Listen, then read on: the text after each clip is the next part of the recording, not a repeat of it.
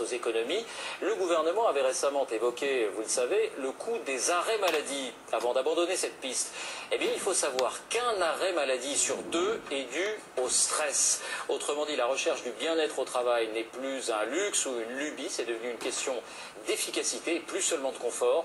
Et beaucoup d'entreprises ont recours à de nouvelles pratiques. Enquête, Florence Griffon, Régis Massini. C'est devenu le rituel du mardi. Un appel surprenant lancé à tous les salariés de cette agence immobilière.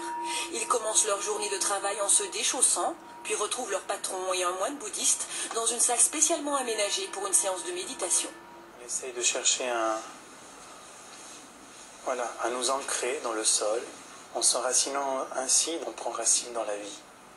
C'est leur patron qui a eu cette idée il y a 2 ans, suite à une rencontre avec le moine bouddhiste.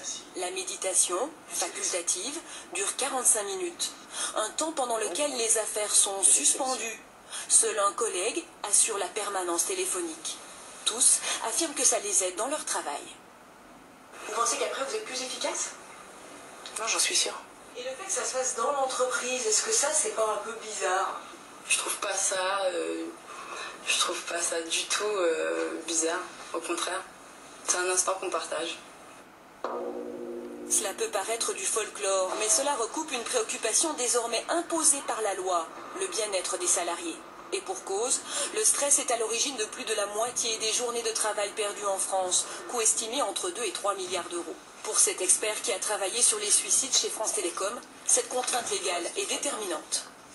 Lorsque, je dirais, un pépin arrive, maladie professionnelle, accident du travail ou autre, la responsabilité du dirigeant peut être engagée. Donc, c'est la motivation première des dirigeants aujourd'hui de se conformer à la loi. C'est ce qui les pousse aujourd'hui à agir plus que des considérations d'ordre humanitaire.